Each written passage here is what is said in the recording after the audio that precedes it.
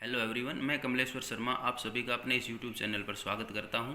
आज मैं शेयर कर रहा हूं आपके साथ कक्षा 10वीं के लिए गणित में इकाई 8 में समरूप त्रिभुजों के अनुप्रयोग भाग 8।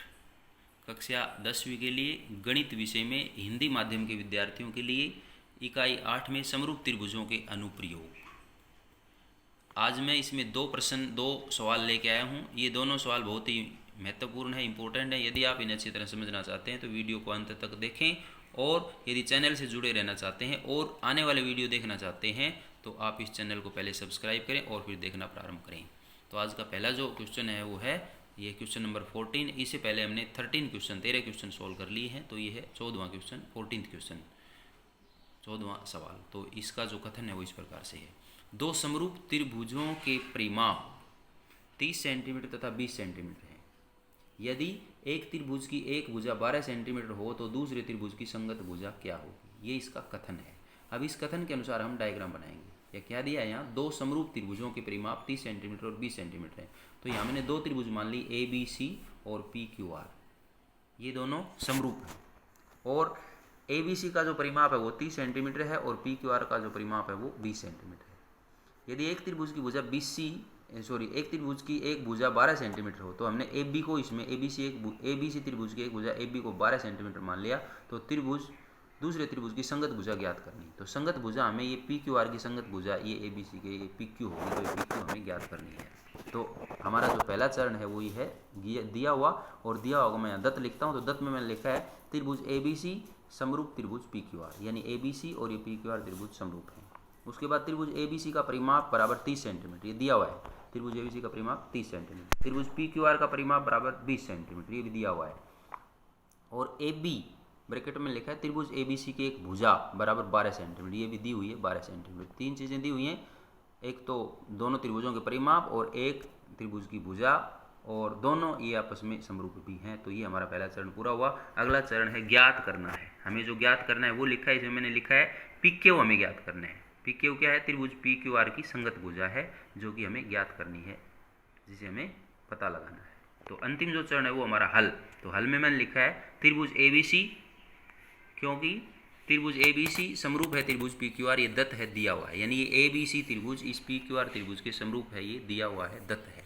इसलिए मैंने लिखा त्रिभुज ABC का परिमाप बटे त्रिभुज PQR का परिमाप बराबर AB बटे PQ बराबर BC बटे QR बराबर AC बटे PR। ये एक गुणधर्म होता है। यानी इसमें आप देख रहे हैं कि दोनों त्रिभुजों के परिमापों का जो अनुपात है वो मैंने किसके बराबर लिखा है, उन दोनों त्रिभुजों की संगत भुजाओं के अनुपातों के बराबर। तो ये गुणधर्म होता है। क्या होता है कि यदि कोई दो त्रिभुज समरूप होते हैं तो उनके परिमापों का अनुपात उन त्रिभुजों की संगत भुजाओं के अनुपातों के समान होता है। तो वही मैंने लिखा है त्रिभुज ABC का परिमाप बटे त्रिभुज PQR का परिमाप बराबर AB बटे PQ बराबर BC बटे QR बराबर AC बटे PR। अब इसमें से मैंने आगे लिखा है, इसलिए त्रिभुज ABC का परिमाप बटे त्रिभुज PQR का परिमाप, क्योंकि ये दोनों हमें पता है, बराबर AB बटे PQ। AB बटे PQ क्यों लिखा हमने और क्यों नहीं लिखे, क्योंकि AB हमें पता है और PQ हमें ज्ञात करना है, इसलिए इन दोनों को लिखा है। तो क्या बन गई, त्रिभुज ABC का परिमाप बटे त्रिभुज PQR का परिमाप बराबर AB बटे PQ। और यहाँ मैंने PQ को मान लिया, माना PQ बराबर X, जो कि हमें ज्ञात करना है।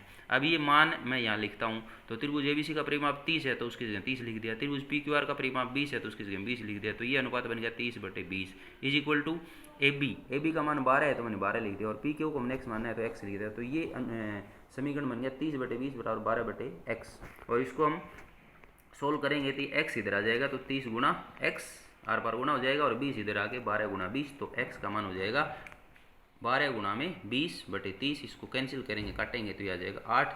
अतः PQ का मान है वो 8 सेंटीमीटर, यानी PQ जो भुजा है जो AB के संगत है वो है 8 सेंटीमीटर। ये प्रश्न हमारा पूरा हुआ। अब अगला जो प्रश्न है प्रश्न नंबर 15 और आज का प्रश्न नंबर 2। तो इसका कथन इस प्रकार से है, त्रिभुज ABC की भुजा BC पर बिंदु D इस प्रकार है कि कोण ADC बराबर कोण BAC। तो दिखाइए कि CA बटे CD बराबर CB बटे CA। इसमें चित्र नहीं दिया, चित्र इसके अनुसार बनाएंगे हम। तो इसमें क्या लिखा है, त्रिभुज ABC लेनी है। तो ABC हमने एक त्रिभुज ले ली। कहता है उसकी BC भुजा पर एक बिंदु D इस प्रकार है। इस BC भुजा पर ये बिंदु D ले लिया और A को D से मिला दिया। कहता है इस प्रकार है कि कोण ADC आप देख रहे हैं, ये कोण बराबर है कोण BAC, ये पूरा कोण इसके बराबर है। तो दिखाइए का मतलब हमें सिद्ध करना है। क्या सिद्ध करना है? सी ए बटे सी डी। सी ए ये भुजा है, सी डी आधी भुजा है, बराबर सी बी बटे सी ए। सी बी ये पूरी भुजा है और सी ए फिर ये भुजा है। तो इसमें दिया हुआ है और दिया हुआ को मैं लिखता हूँ दत्त। तो दत्त में मैं लिखा है त्रिभुज ए बी सी की भुजा BC पर एक बिंदु इस प्रकार स्थित है कि कोण ADC बराबर BAC। ये हमने यहाँ से यूं कहीं लिख दिया। क्या लिखा? त्रिभुज ABC की भुजा BC पर एक बिंदु D इस प्रकार है कि कोण ADC ये कोण बराबर कोण BAC इस कोण के बराबर है। अब जो सिद्ध करना है वो लिखूंगा मैं और उसको मैं लिखता हूँ साध्य। तो साध्य हमने यहाँ से यूं का यूं लिख दिया उठा के इस कथन में से। क्या? CA बटे CD बराबर CB बटे CA। अब आप यहाँ देख रहे हैं साध्य में कि यहाँ पर जो CA है वह 2 बार आया है। तो एक बार तो ये जो CA है ये हम देख सकते हैं 2 बार आने का अर्थ है कि ये जो CA भुजा है ये 2 त्रिभुजों में आती है। एक तो त्रिभुज ABC में और एक त्रिभुज ADC में। तो सीधी सी बात है, हम इन दोनों त्रिभुजों को यदि समरूप सिद्ध कर दें तो ये अनुपात आपस में बराबर हो सकते हैं।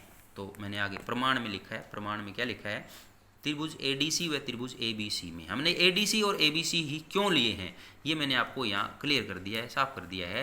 क्योंकि यहाँ हमें जो सिद्ध करना है इसमें CA 2 बार आया है। तो CA जो है 2 त्रिभुजों की भुजाएं हैं अलग अलग की। तो उन दोनों त्रिभुजों को हम समरूप करना चाहते हैं। तो वो दोनों त्रिभुज हैं ADC और ABC। तो यहाँ आपको रटना नहीं है, ये समझ के चलना है। तो मैं आशा करता हूँ ये समझ में आ गया होगा। मैंने लिखा है त्रिभुज ADC व त्रिभुज ABC में कोण ADC बराबर कोण BAC ये दत्त है, दिया हुआ है। यानी कोण ADC बराबर कोण BAC ये आपस में बराबर हैं। ये देख सकते हैं आप, यहाँ ये दिया हुआ है, दत्त में मैंने लिखा है। और कोण ACB बराबर कोण ACD ये उभयनिष्ठ है। कोण ACB बराबर कोण ACD। कोण ACB ये कोण बराबर है कोण ACD ये कोण। यानी ये कोण इस छोटे वाले त्रिभुज में आता है और बड़ी त्रिभुज में आता है, इसलिए उभयनिष्ठ है, कॉमन है, साझा है।